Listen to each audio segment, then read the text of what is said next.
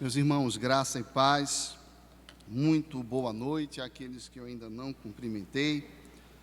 Vamos abrir nossas Bíblias na primeira carta do apóstolo Paulo à igreja de Tessalônica, 1 Tessalonicenses. Eu farei a leitura do primeiro capítulo.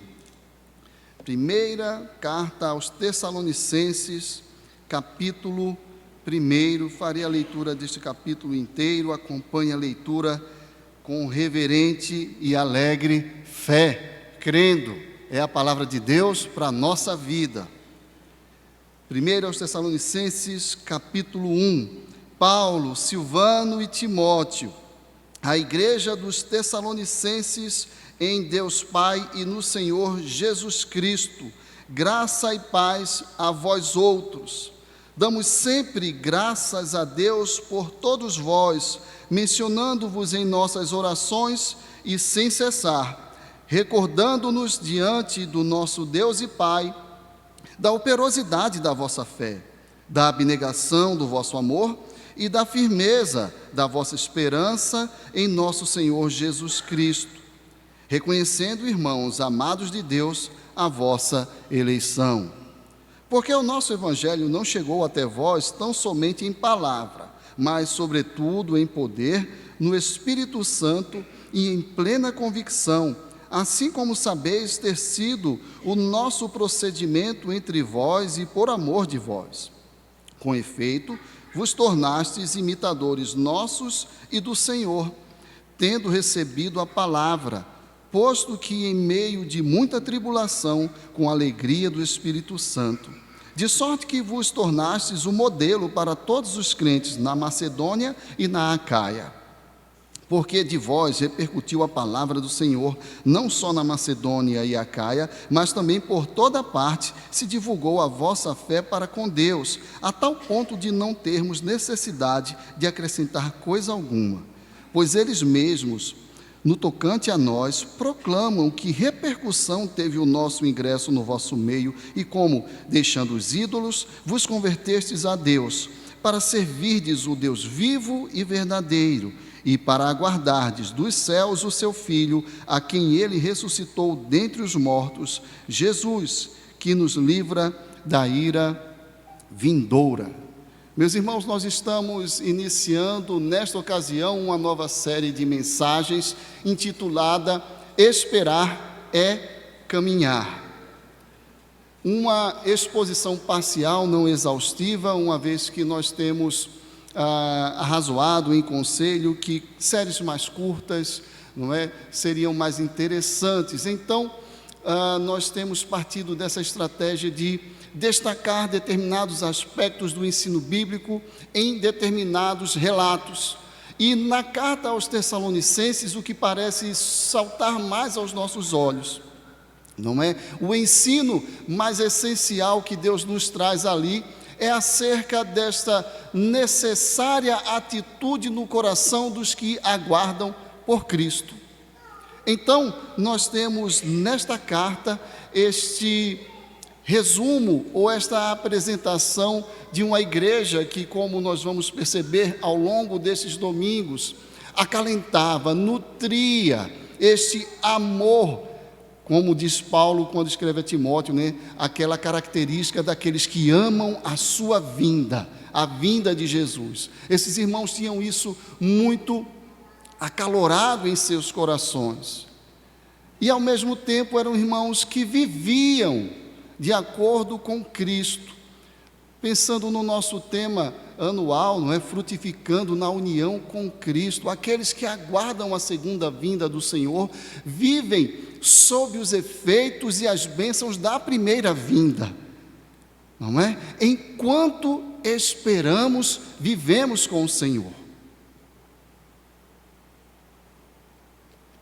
Eu sou um daqueles que não sabem esperar. Por exemplo, estava tão animado para pregar que não subi nem com o meu resumo aqui, não é? E meus irmãos, nós somos este povo que aguarda a vinda do Senhor. No boletim de hoje, nós temos uma pequena introdução a esta série. E lá nós nos fazemos essa pergunta, não é? como você costuma esperar?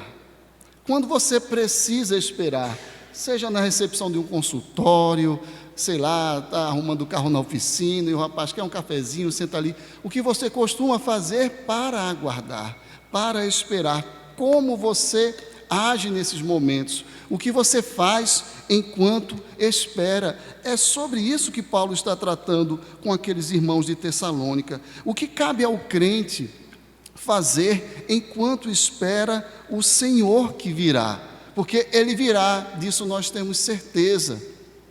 Mas havia no coração da igreja de Tessalônica uma certa urgência, uma certa inquietação, porque uma das questões que lhes afligia o coração era: Cristo virá, sim, mas alguns de nós já dormem, já perecem, e Cristo ainda não voltou. E Paulo então escreve essas duas cartas, respondendo, entre outras questões, essas questões mais fundamentais, daqueles que anelam pela vinda do Senhor, que não sabem quando o Senhor virá, mas que virá, e que precisam lidar aqui e agora com as tensões desse povo que é conhecido como o povo do já e ainda não. Cristo já é nosso, todas as promessas são nossas, mas o cumprimento cabal delas, assim como o retorno de Cristo, ainda não se verificam. E nós vamos ter então ao longo desta carta essas expressões como, por exemplo, a firmeza da vossa esperança em nosso Senhor Jesus Cristo, a esperança da sua vinda. Ou como no verso 10, esses que viviam para servir ao Deus verdadeiro e vivo, mas também, enquanto serviam, aguardarem dos céus o seu Filho, Jesus, que Deus havia ressuscitado dentre os mortos e que é aquele que nos livra da ira que virá. A carta inteira está repleta dessas menções à segunda vinda do nosso Salvador. Por exemplo, no capítulo 3, nós lemos: a fim de que seja o vosso coração confirmado em santidade, isento de culpa, na presença de nosso Deus e Pai, na vinda de nosso Senhor Jesus, com todos os seus santos. É nesse sentido que o capítulo 4 termina trazendo uma consolação acerca dos que dormem, porque estes ressuscitarão primeiro e se manifestarão na segunda vinda de Cristo. É assim que a primeira metade do capítulo 5 também se ocupa exclusivamente da segunda vinda do Senhor.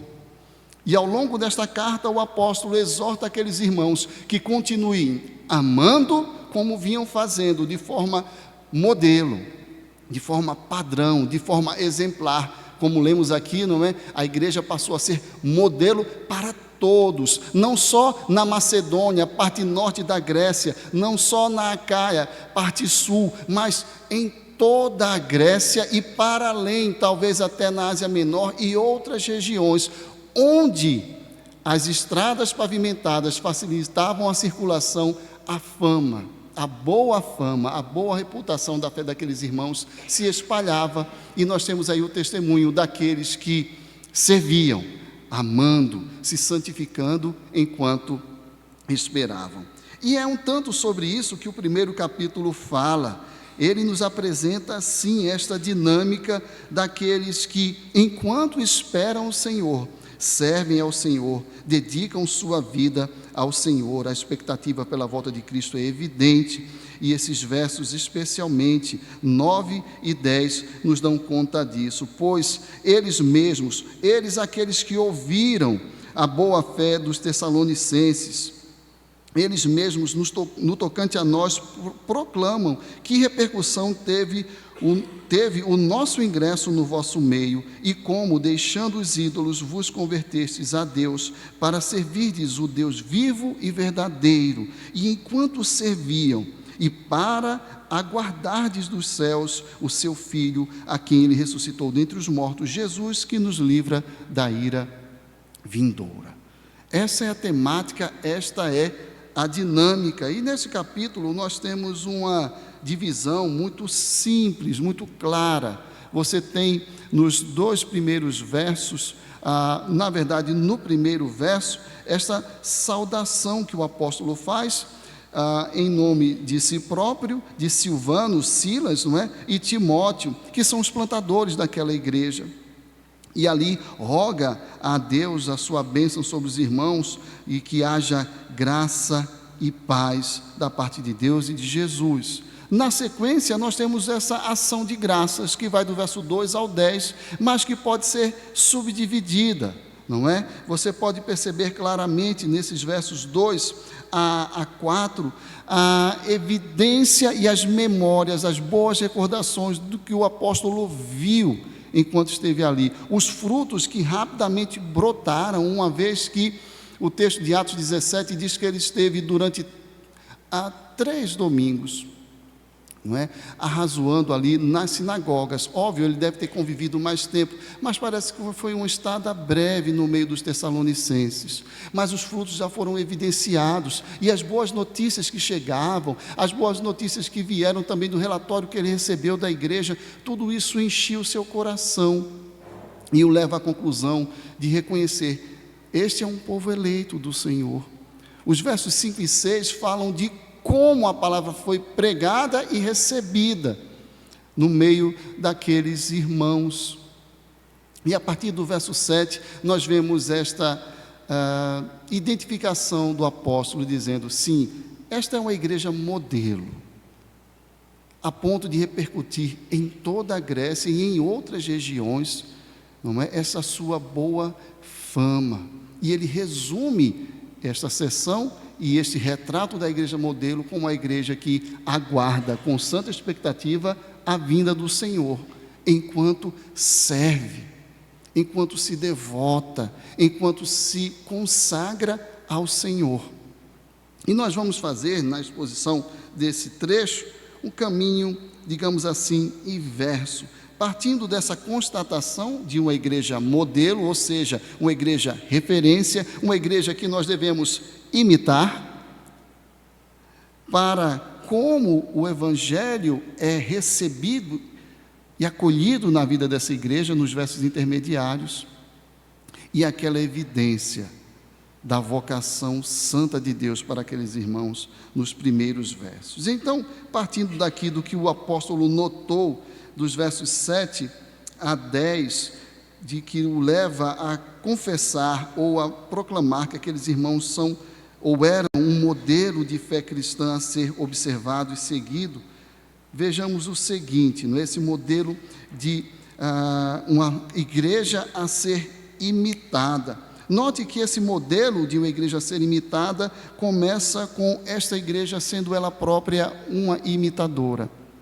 Embora o apóstolo entre nesse assunto mais detidamente no verso 7, mas o verso 6 já faz essa ponte. Com efeito vos tornastes imitadores nossos e do Senhor, por serem imitadores daqueles que plantaram a própria igreja, e serem assim também imitadores do próprio Senhor Jesus, é que aqueles irmãos se tornaram modelo para ser imitado, de modo que o bom discipulador é aquele que é um bom discípulo. O bom professor no corpo de Cristo é aquele que é um bom aluno, é aquele que é ensinável. O bom líder é aquele que segue e se sujeita à liderança. É aquele que imita, que deve ser imitado. Por isso Paulo estabelece também esse modelo na sua fala: sede meus imitadores, que sou de Cristo. Então essa humildade, essa disposição para seguir os passos, para aprender, é que nos torna, digamos assim, uma igreja mais viva, mais pungente, mais repleta dos princípios do Senhor. E então ele diz no verso 7, vos tornaste um modelo para todos os crentes na Macedônia e Acaia. No 8 ele complementa, não somente ali na Macedônia e Acaia, mas também por toda parte, não só no norte, não só no sul, em toda a Grécia e por toda a região em que as novidades do império, aquelas boas, digamos, iniciativas, a Pax Romana, sim, reconheçamos a paz dos vencedores, a paz conquistada à força, mas que promoveu um estado de coisas que permitia livre circulação, um correio muito eficiente, as notícias corriam, e por todo o mundo do império se falava daquela igreja de imitadores, de gente que seguia o bom exemplo cristão, gente que se esmerava em ser imitador de Cristo. E enquanto fazia isso, encontrava nessa síntese o bom caminho dos imitadores que devem ser imitados. Essa síntese daqueles que se converteram a Deus, não é? Veja o que é dito nos versos 9 e 10. Pois eles mesmos, eles quem? Esses tantos que o apóstolo não tem nem condições de identificar geograficamente. Ele diz, olha, vem de todos os lados a repercussão, o feedback, o retorno positivo da fé de vocês. Do norte ao sul da Grécia, em todas as regiões, por onde temos transitado, de onde temos recebido notícias, o que nos chega são elogios desta fé tão operosa. E esses resumos que chegam são justamente de como vos convertestes, finalzinho do verso 9, a Deus, para servirdes o Deus vivo e verdadeiro. Então, deixaram os ídolos, os falsos deuses, aquilo que alimenta o ego, que alimenta as disputas, que alimenta as discórdias, aquilo que está na essência mesmo da nossa pecaminosidade, a inclinação idólatra do coração, de autossatisfação, porque o ídolo não é uma devoção nossa a um outro Deus que não seja o Senhor, como uma entidade, simplesmente, mas a idolatria é um serviço a nós mesmos, somos nós colocando a nós mesmos no trono do nosso coração. Nós, quando abandonamos o Senhor, quando damos as costas ao Senhor e nutrimos ídolos no coração, nós estamos nutrindo a nós mesmos. É o nosso coração egoísta, autocentrado que está falando, porque identificamos naqueles ídolos a nossa satisfação. A idolatria não é só um desvio do Deus verdadeiro para o Deus falso, não, é um desvio do Deus verdadeiro para o meu umbigo, para o meu coração egoísta. É disso que se trata a idolatria. E aqueles irmãos davam testemunho de que estavam deixando isso para trás, estavam deixando esse egoísmo autocentrado para trás, convertendo-se a Deus para servi-lo, o único Deus vivo e verdadeiro, e aguardarem dos céus o seu Filho, porque nele reside a nossa esperança última. Nele reside essa viva certeza de que este é o Deus verdadeiro. Então era essa fé que repercutia, de gente que tinha tido a vida realmente transtornada pelo Evangelho. Nós acabamos de celebrar, comemorar, relembrar a Reforma Protestante, que completou agora 507 anos.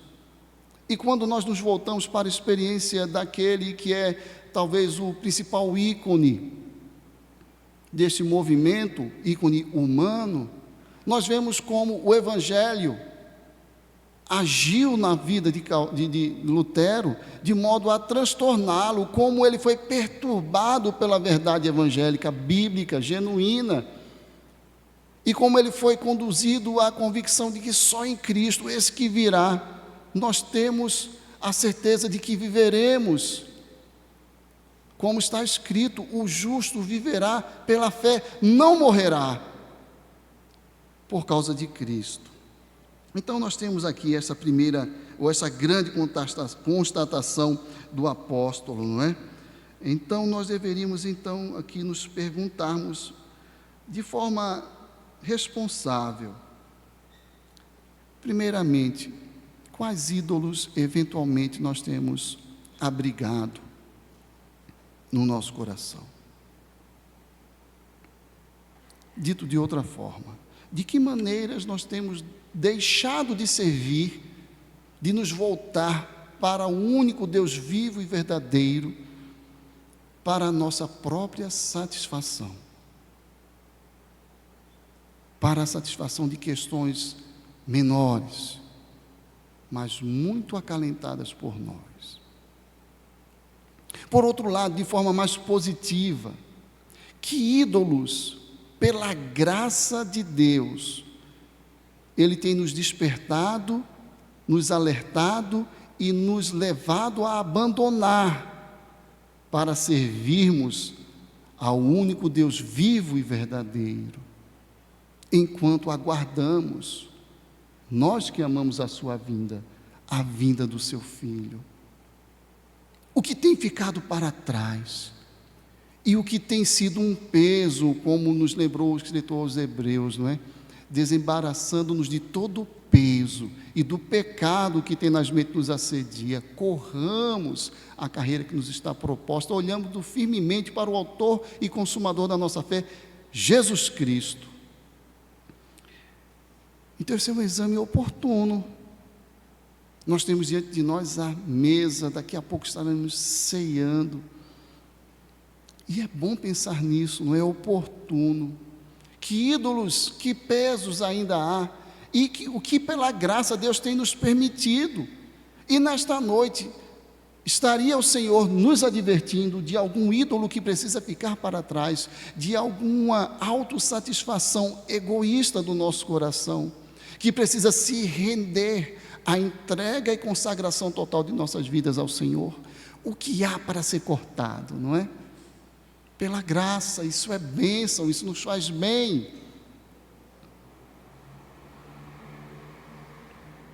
Também outra questão é como nós temos servido a Deus, considerando isso, que é preciso um abandono e o abraçar de novas coisas. E nós que esperamos o Senhor, e aqui vemos que esperar é caminhar, é traçar o caminho, e você sabe que o Evangelho é primeiramente descrito na Bíblia como o caminho. Como temos caminhado este caminho, como temos servido ao Senhor. A propósito, estamos presumindo que todos nós amamos a sua vinda. Quando foi a última vez que eu e você, ao sairmos de casa, olhamos para o céu e não nos perguntamos apenas sobre o tempo, não é? Porque São Paulo prega peças, sai no frio, passa calor e toma frio na volta, no finalzinho do dia, não é? E nos perguntamos não só sobre o clima, mas nos perguntamos assim: será que é hoje que o amado da minha alma vem? Será que é hoje que eu verei nas nuvens como prometido por Ele? Seria hoje? Ou dito de outra forma, quando foi a última vez que você meditou seriamente sobre estas coisas, sobre a vinda do Senhor? Eu e você que amamos a sua vinda, como está esse amor? Não só quando foi a última vez, com que frequência temos pensado nisso? E Deus é gracioso, porque se a frequência tem sido pequenininha, se faz tempo que você fez essas perguntas, durante todo o mês de novembro, culto após culto, ocasião após ocasião, para pensarmos nessas coisas, não é? Bem, como dissemos, estamos fazendo esse caminho retroativo. Esta é a grande conclusão, mas ela se deve ao quê? Não é? Essa igreja modelo, não é? É a igreja de imitadores que deve ser imitada. E imitada em quê? Em consagrar-se a Deus, abandonar ídolos enquanto espera, ansiosa, com santa expectativa, a vinda do Senhor. É isso que deve ser imitado. Mas a que isso se deve? O apóstolo diz nos versos anteriores, 5 e 6, nos mostram aquilo que na visão do apóstolo, portanto na visão do próprio Espírito Santo que o inspirara, nós temos aqui a que se devia aquele abraçar tão genuíno do Evangelho, não é? Que foi a forma de pregação e recepção da palavra de Deus. Pregação e recepção da palavra de Deus pelo agir do Espírito Santo. Veja o que dizem os versos 5 e 6. Porque o nosso Evangelho não chegou até vós tão somente em palavras, mas sobretudo em poder no Espírito Santo. A palavra pregada no poder do Espírito Santo de Deus, e em plena convicção, assim como sabeis ter sido o nosso procedimento entre vós e por amor de vós. Verso 6, com efeito vos tornastes imitadores nossos e do Senhor, tendo recebido a palavra posto que em meio de muita tribulação, com a alegria do Espírito Santo.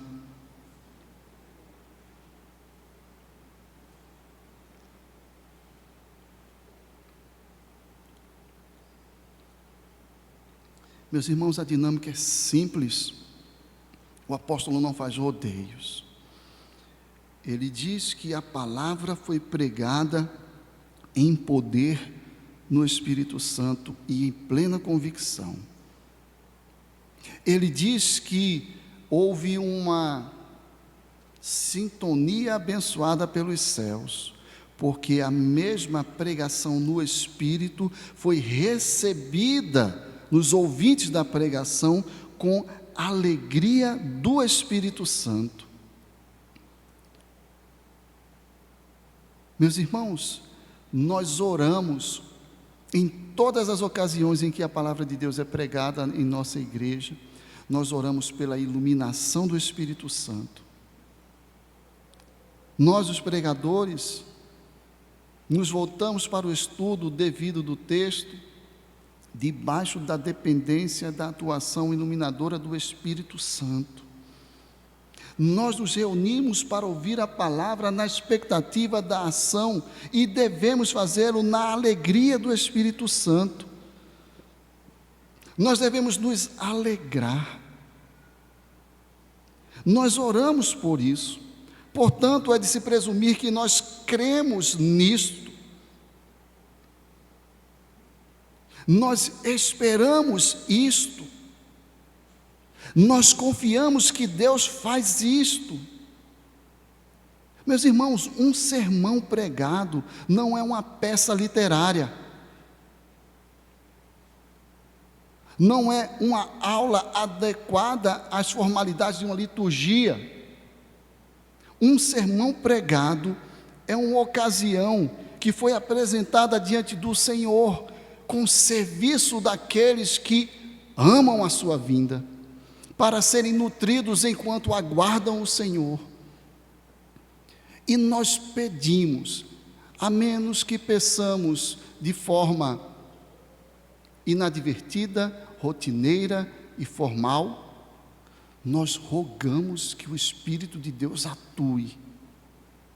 Portanto, é de se presumir que nós cremos que é o Espírito de Deus atuando. Percebem? Às vezes, na correção de determinadas posturas equivocadas, por exemplo, a má compreensão pentecostal da atuação do Espírito Santo na igreja, sobretudo no aspecto litúrgico, de como o Espírito Santo atua no culto, nós corremos o risco de nos esquecermos de que o Espírito Santo atua no culto, sobretudo na pregação. E nós que estamos aqui, nós estamos envolvidos agora, neste momento, na atividade da pregação da palavra. Nós todos, o pregador e o ouvinte. E nós invocamos e cremos que o Espírito Santo de Deus está atuando. E que tipo de disposição do coração temos nós nutrido diante desta realidade? Eu que prego, você que ouve. Que tipo de questões nos sobem ao coração e à mente enquanto a palavra está sendo pregada, enquanto o Espírito do Deus Santíssimo está atuando pela instrumentalidade das vidas aqui dispostas e pelo poder que há na sua palavra? Que tipo de arrazoado há em nosso coração? Poderá haver vida se ignorarmos, se negligenciarmos estas verdades? Se orarmos sem crer, se pregarmos sem temor e tremor, e se ouvirmos sem alegria? Por isso não é frase de efeito quando dizemos: acompanhe a leitura com reverência, alegria e fé. Precisamos de uma reverente alegria, porque temos a palavra de Deus diante de nós. Precisamos nos alegrar com o sermão que demora. Que demore mais em nome de Jesus. Ah, pastor, eu tenho coisa para fazer em casa. Eu também, todos nós as temos.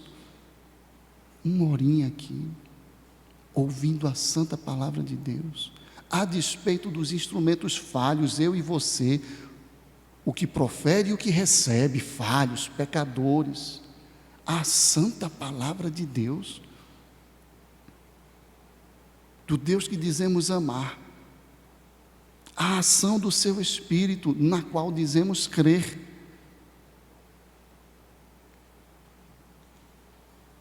E aqueles irmãos o faziam independente das circunstâncias, não é?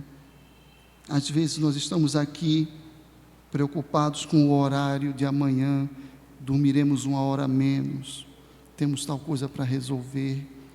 Meus irmãos, o relato de como o Evangelho chegou àqueles irmãos de Tessalônica, em Atos capítulo 17, é de nos fazer corar de vergonha.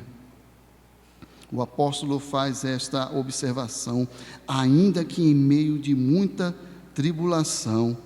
Abra sua Bíblia comigo, no livro de Atos, capítulo 17. Nós temos aqui o relato daqueles irmãos que haviam sido já expulsos de Filipos, naquela mesma região da Macedônia, e agora chegando a Tessalônica. Atos 17, tendo passado por Anfípolis e Apolônia, chegaram a Tessalônica, onde havia uma sinagoga de judeus. Paulo, segundo seu costume, foi procurá-los, e por 3 sábados arrazoou com eles acerca das Escrituras, expondo e demonstrando ter sido necessário que o Cristo padecesse e ressurgisse dentre os mortos, e este dizia a ele: é o Cristo, Jesus, que eu vos anuncio. Alguns deles foram persuadidos e unidos a Paulo e Silas, bem como numerosa multidão de gregos piedosos e muitas distintas mulheres. Os judeus, porém, movidos de inveja, trazendo consigo alguns homens maus, dentre a malandragem, ajuntando a turba, alvoroçaram a cidade e, assaltando a casa de Jason, que os hospedava, procuravam trazê-los para o meio do povo. Porém, não os encontrando, arrastaram Jason e alguns irmãos perante as autoridades, clamando: estes que têm transtornado o mundo chegaram também aqui. Meus irmãos, quando Paulo e Silas saem dali, vão para Bereia, nos é dito que aqueles irmãos, ou melhor, aqueles judeus de Tessalônica, perseguiram-nos ainda naquela cidade. Verso 13, mas logo que os judeus de Tessalônica souberam que a palavra de Deus era anunciada por Paulo, também em Bereia, foram lá excitar e perturbar o povo. Se os crentes de Tessalônica eram modelo, também os perseguidores dos crentes o eram. Pense num povo determinado, não é? Então aqueles irmãos recebiam a palavra, se alegravam com o agir de Deus por meio do seu Espírito, pela palavra, neste contexto. E cabe-nos essas perguntas, cabe-nos nos questionarmos, né? Temos crido realmente que o poder do Espírito Santo atua pela pregação? Temos crido nisso? Temos, portanto, recebido a palavra com alegria do Espírito Santo? Esta tem sido a nossa postura. Com que frequência temos orado pela pregação na nossa igreja? Com que frequência você tem orado pelos nossos pregadores? Sobretudo, para que Deus nos dê a graça de expor o seu Evangelho com fidelidade, tão somente fidelidade. Com que frequência temos orado pelo púlpito da nossa igreja, de onde a palavra é pregada e, como confessamos, o Espírito Santo atua para promover vida no meio do povo de Deus. Nós cremos nessas coisas, nós praticamos essas coisas. É tempo de pensarmos nisso. Por fim, indo aos começos, os versos iniciais nos mostram como é que aqueles irmãos, na prática, caminhavam enquanto esperavam, não é? O resumo nos versos finais é justamente, era um modelo, porque imitadores se tornavam imitáveis por caminhar enquanto esperavam.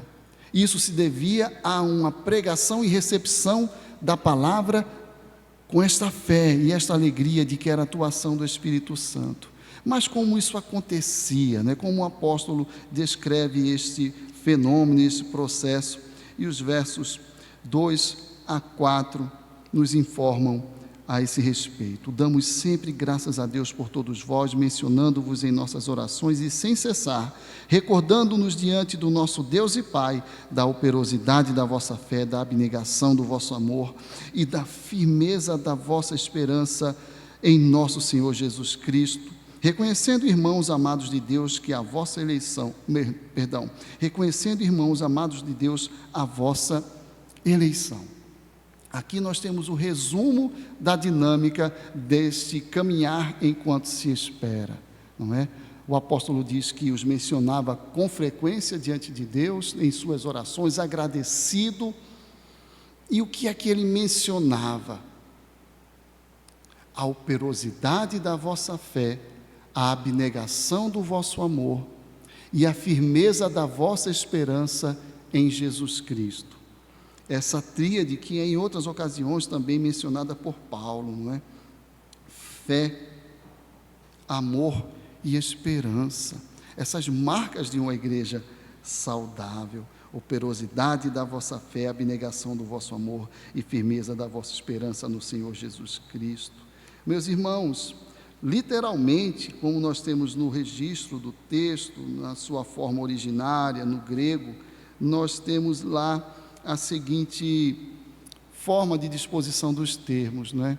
Lá está registrado assim: ergu tes pistóis, obra da fé. Isso poderia ser registrado de outra forma, mas como o apóstolo queria dizer não simplesmente que aquela obra era da fé no sentido de ser uma posse da fé, mas que ela era decorrente da fé, foi por isso que ele escolheu esta forma para a escrita. É isso que essa partículazinha, né, tes, ergu tes pistóis, né, ergu, obra, tes, da, procedente de, decorrente de, consequente de, pistóis, fé.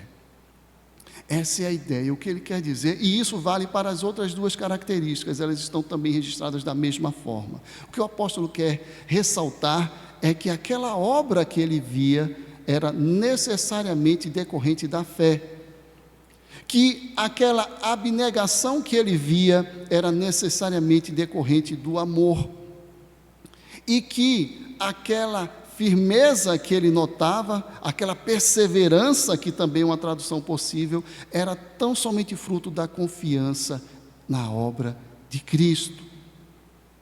Então nós temos essas três características: fé, amor e confiança qualificadas.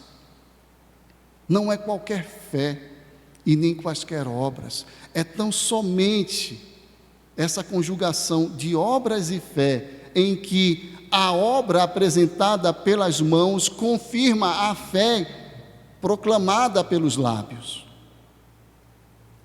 Necessariamente a obra proveniente da fé em Cristo, como o Senhor mesmo havia ensinado no seu Sermão do Monte. Brilhe assim a vossa luz diante dos homens, para que, vendo as vossas boas obras, glorifiquem ao vosso Pai que está nos céus. O que Cristo estava ensinando é que o mundo precisa ver as nossas boas obras, não outras, mas as boas obras decorrentes da fé. Esta é a boa obra que glorifica a Deus. A fé genuína precisa aparecer e não só ser proclamada, ela precisa ser praticada. O equilíbrio perfeito. a abnegação do vosso amor.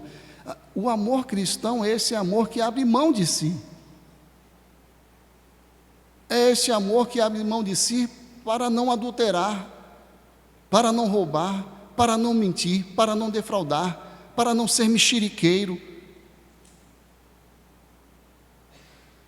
para não cobiçar. Isso é mortificar a carne. Isso é a abnegação do amor que ele enxergava naqueles irmãos. Um bom exemplo desta conjugação de amor abnegado e de fé operosa é o que aconteceu na oferta aos irmãos da Judéia, aos crentes pobres da Judéia. Na segunda carta aos Coríntios, no capítulo 8, veja o que o apóstolo disse: também, irmãos, vos fazemos conhecer a graça de Deus concedida às igrejas da Macedônia, o que inclui Tessalônica, a principal igreja de toda a Grécia. Porque no meio de muita prova de tribulação, manifestaram abundância e alegria, e a profunda pobreza deles superabundou em grande riqueza da sua generosidade. A profunda pobreza deles superabundou em grande riqueza da sua generosidade. Porque eles, testemunho eu, na medida de suas posses, e mesmo acima delas, se mostraram voluntários, pedindo-nos com muitos rogos, a graça de participarem da assistência aos santos. E não somente fizeram como nós esperávamos, mas também deram a si mesmos, primeiro ao Senhor, depois a nós, pela vontade de Deus. Este é um exemplo, só para citar um, de como esta espera, esta firme esperança no Senhor, era vivenciada com esta fé operosa, com este amor abnegado. Como devemos esperar o Senhor? Como devemos nos portar nós que amamos a sua vinda? E então o apóstolo conclui, reconhecendo, irmãos amados de Deus, a vossa eleição. Meus irmãos, o apóstolo Paulo não está aqui instituindo um fundamento para a especulação da eleição alheia. Ele não está aqui nos dando um roteiro para olharmos para A ou B e começarmos a especular acerca da eleição ou não do irmão. Não é isso. Não é esse o sentimento, a intenção e o movimento lógico do apóstolo. De jeito nenhum. O apóstolo não está nos ensinando a especular sobre a eleição de quem quer que seja, mas ele está se rendendo à evidência. Note, o que o apóstolo está fazendo aqui é expressar sua gratidão a Deus e dizer que tem orado, agradecendo a Deus, lembrando daquilo que ele via na vida daqueles que esperavam o Senhor, essas marcas distintivas. Ele diz: isso só pode ser fruto da graça, isso só pode acontecer na vida daqueles que Deus conheceu de antemão, e aos que de antemão conheceu, Ele também justificou, ele eficazmente os chamou, os predestinou, os justificou e os glorificou, como ele escreveu aos Romanos no capítulo 8, verso 30. O que o apóstolo está aqui dizendo, confessando, é a assunção de que somente onde Deus derrama a sua graça, só na vida de gente que Deus escolheu livre e autodeterminadamente, isso pode acontecer. Somente por causa da eleição, somente porque o Cordeiro foi morto antes da fundação do mundo, pelos eleitos do Senhor, somente pela graça daquele que nos chamou das trevas para a sua maravilhosa luz, é que nós somos esse povo chamado a sermos modelo, imitarmos essa fé, para sermos modelo, sermos imitados por tantos outros, essa dinâmica abençoadora do bom exemplo. Somente porque Deus nos elegeu é que nós somos chamados a ouvir a pregação do Evangelho e pregar esse Evangelho no poder e na alegria do Espírito Santo. Somente porque o Senhor nos escolheu, somente porque Ele agiu unilateralmente, é que nós somos chamados a, enquanto nutrimos esta perseverante confiança no Senhor que vem, nos entregarmos a Ele já hoje, com fé operosa e com amor que nega a si próprio, pelo bem do irmão, pelo bem do próximo, e sobretudo este amor que nega a si próximo, porque se entrega a Deus. Que o Senhor nos abençoe, que o Senhor coloque em nosso coração a devida resposta à pergunta: como temos esperado o Senhor? O que significa esperar é caminhar. Meus irmãos, vamos entoar o hino Segurança e Alegria, número 144, do Inário Novo Cântico.